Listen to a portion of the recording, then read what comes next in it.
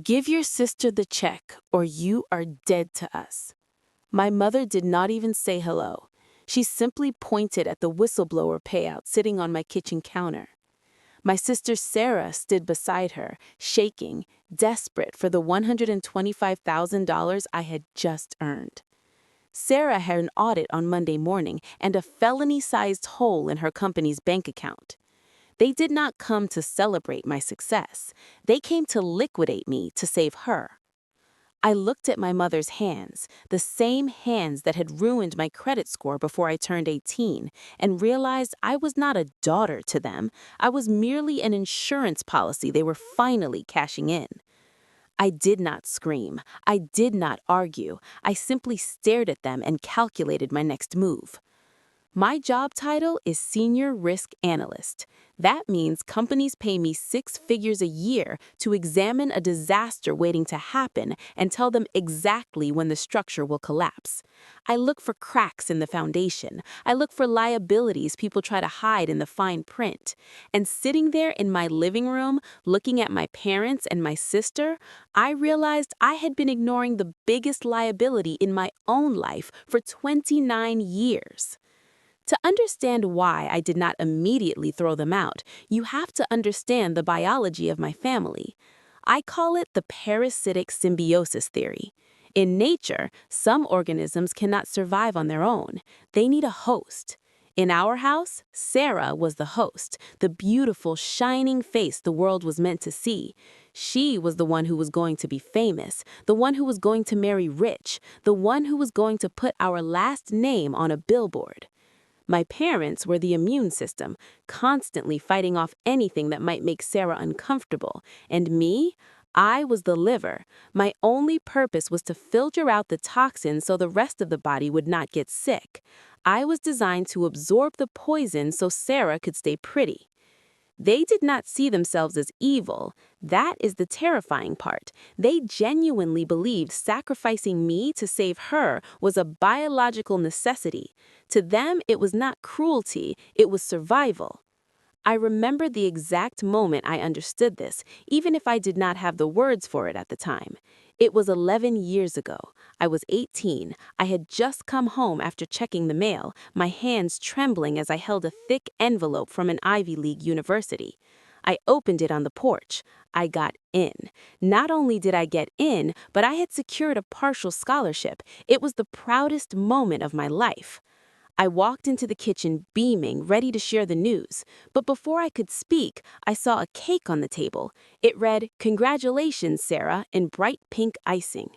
Sarah had just been accepted into a local modeling academy, a 6-week course that cost more than a year of my tuition. My father took the envelope from my hand. He did not smile, he did not hug me. He read the acceptance letter, sighed, and set it down beside the dirty dishes. He told me we had to be realistic. He said they could not afford to send me halfway across the country. Even with the scholarship, he insisted the family resources had to go where the highest return on investment was. 2 days later, there was a brand new BMW convertible in the driveway. It was pearl white with tan leather seats. My mother told me it was necessary for Sarah's image. She said Sarah could not show up to auditions in a beat-up sedan because appearances mattered. That car cost $45,000. That was my college fund. That was the money I had earned working summer since I was 14, combined with the savings my grandmother had left for my education. They liquidated my future to buy Sarah a prop. I did not go to the Ivy League. I attended a state school 40 minutes away.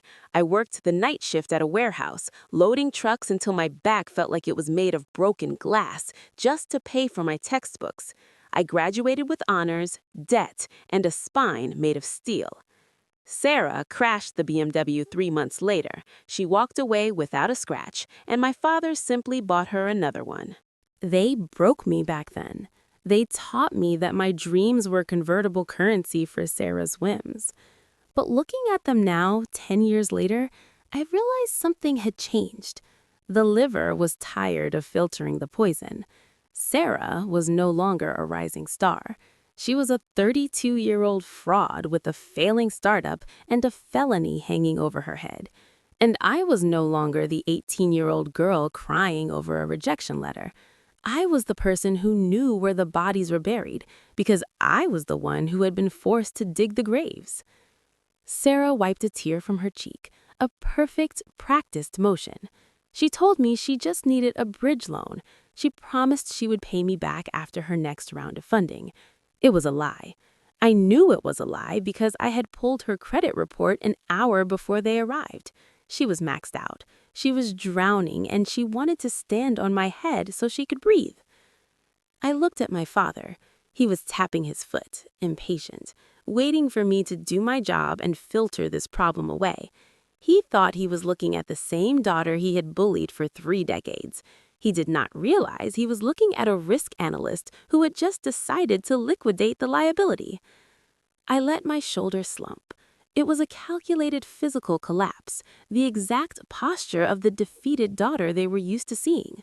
I put my head in my hands and let out a shaky breath. I needed them to believe I was breaking, not plotting. "Okay," I whispered.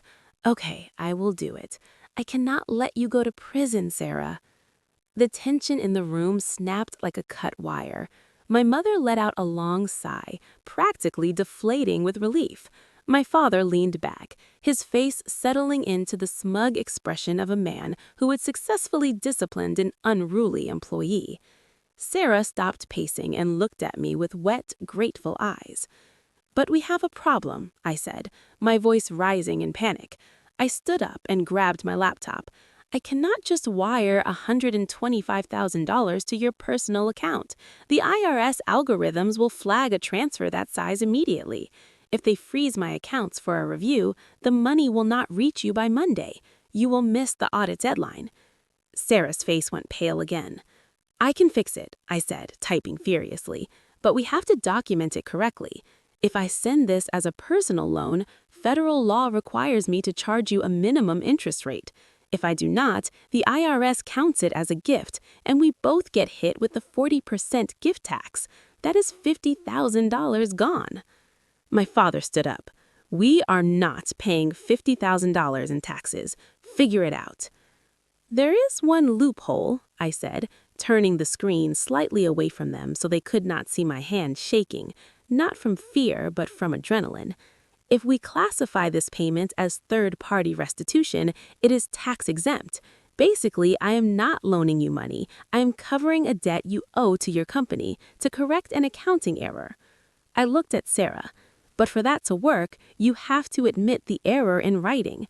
You have to verify that the withdrawal from your company was, let us call it, inadvertent withdrawal. If you sign a statement saying you took the money by mistake and this is a correction, the IRS treats it as a non-event, no tax, no interest." It was the oldest trick in the risk analyst handbook. Appeal to a criminal's greed and they will ignore their survival instinct. Sarah did not see a confession. She saw a way to save money. I opened DocuSign. I drafted a simple one-page affidavit.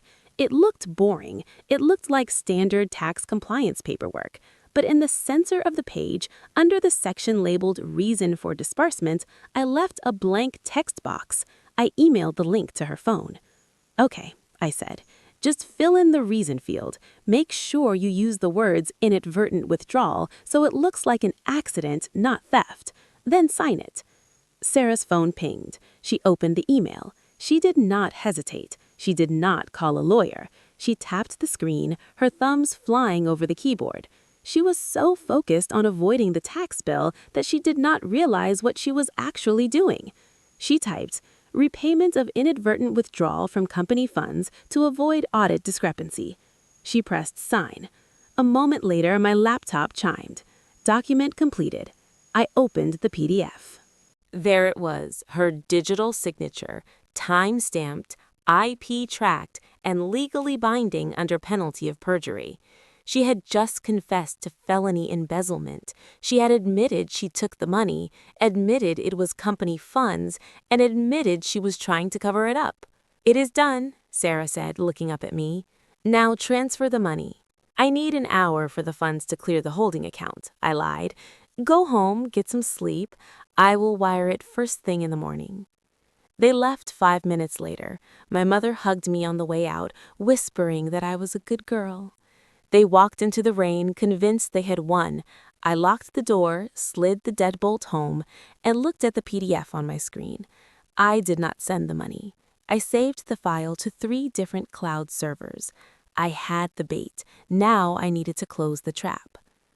I sat in the glow of my laptop screen, the adrenaline from the DocuSign trap slowly fading into a cold, hard focus. I had the confession. Now I needed to see the full extent of the damage. I logged into the credit bureaus. I usually checked my score once a year, but I had never looked at the detailed authorized user history. I scrolled past my student loans, past my car payments, and then I stopped. There they were. 3 credit cards I had never touched. One opened when I was 19, another at 22, the last just 6 months ago. The total balance was $45,000. My parents had not just stolen my college fund. They had been wearing my credit score like a stolen coat for a decade. They had added themselves as authorized users to accounts under my name, intercepted the mail, and lived a lifestyle they could not afford on my future. Every vacation, every nice dinner, every gift they gave Sarah, I had paid for it. They were not just parasites, they were identity thieves. I printed the statements and added them to the file. Then the room lit up with blue and red flashes. I looked out the window. 2 police cruisers screeched to a halt at my curb. My phone buzzed. It was a text from my father. "We are doing this for your own good." They had called 911. They weren't waiting for the money anymore. They were going for the nuclear option, an involuntary psychiatric hold.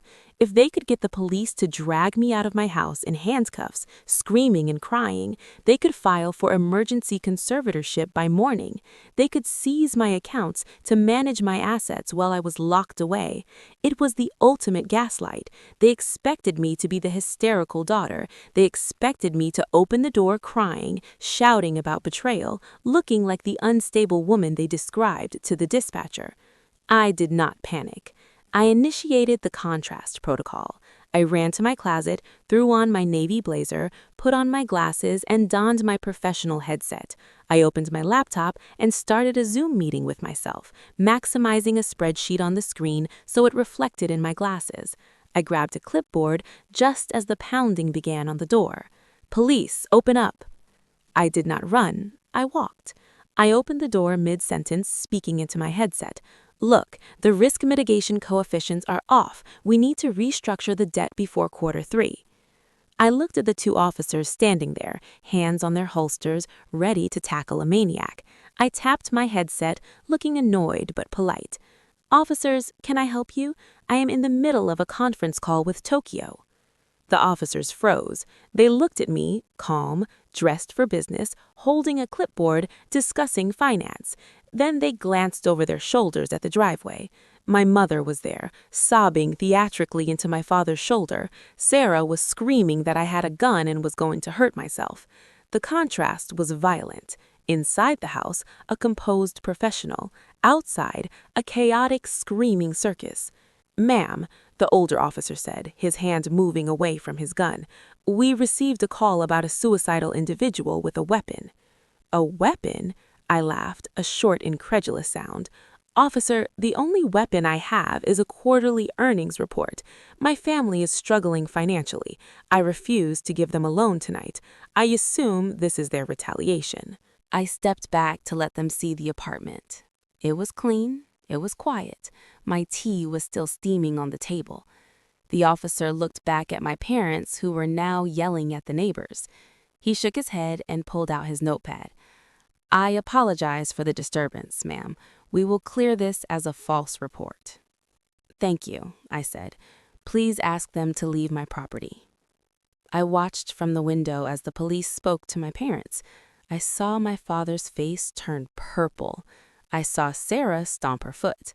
They were told to leave or face arrest for misuse of emergency services. They drove away, defeated. I closed the blinds. My hands were steady. I picked up my phone and dialed a number I had saved 3 years ago. "Mr. Vance?" I said when he answered. It's Amelia. The contrast protocol worked. Good, he said, his voice gravelly and sharp. Are we ready for the next step? Yes. I need you to check the date on the LLC filing. I am looking at it now, Vance said. You bought the tax lien certificate on your parents' house exactly 3 years ago yesterday. The statutory redemption period expired at midnight. I let out a breath I felt like I had been holding since I was 18.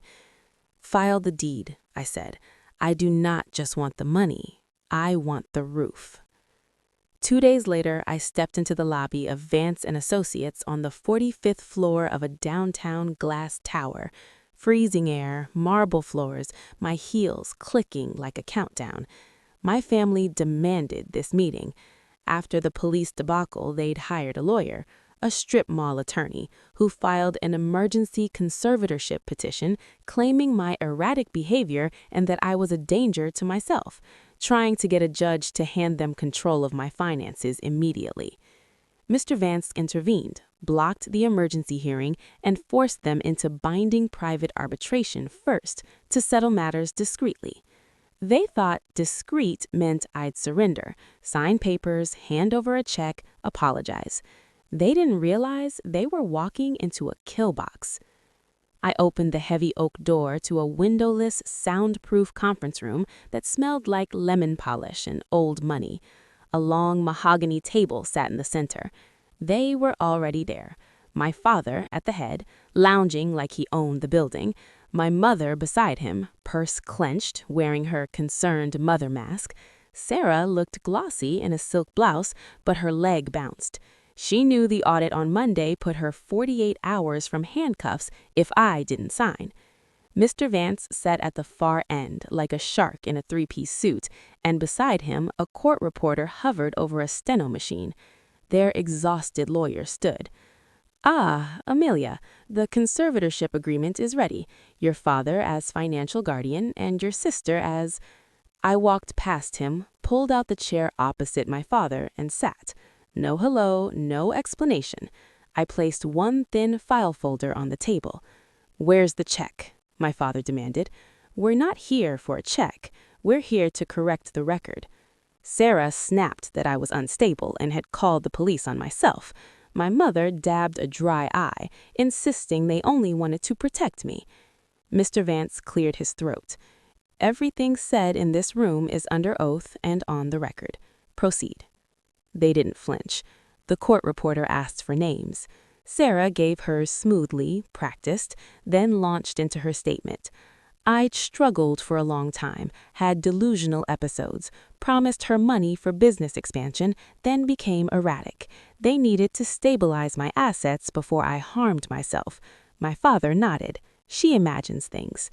Click, click, click. The stenographer etched every lie into the permanent record. Perjury, exactly as I had planned. When Sarah finished swearing the money was for business expansion and that I offered it, Mr. Vance pressed a button. The projector lit up. Exhibit A, a blown-up DocuSign affidavit highlighted in yellow. Reason for disbursement, repayment of inadvertent withdrawal from company funds to avoid audit discrepancy. The room went silent. Miss Miller Vance, why did you testify these funds were for business expansion when you signed a sworn affidavit stating they were to repay embezzled funds? Sarah stopped breathing. Color drained from her face. She stammered, then tried. She told me to write that it was a tax thing. So you're admitting tax fraud, Vance said, or admitting perjury. She snapped shut. Vance clicked again. Exhibit B, a timeline. 10 years of credit card statements. MX Gold, Chase Sapphire, Discover, opened in my name. Signatures resembling my mother's handwriting. Charges for vacations I never took. Clothes I never wore. A car I never drove. $45,000 in unauthorized debt. Federal identity theft, wire fraud, mail fraud. The statute of limitations hasn't expired on the last 5 years, Vance said. My mother squeaked and grabbed my father's arm. He turned purple and shouted, "They raised me and were entitled to. You are entitled to nothing." Vance cut in. You stole her identity. That carries a mandatory minimum sentence and federal prison. My father shrank in his chair. Vance clicked once more. Exhibit C, a deed. A tax lien deed. My father squinted. That's my house. Look at the owner, he said. I said owner. EC Holdings, LLC. I bought the tax debt on your house 3 years ago, I said evenly, through a shell company. I paid the back taxes and waited. My mother whispered, hope flickering. You saved the house? No, I said.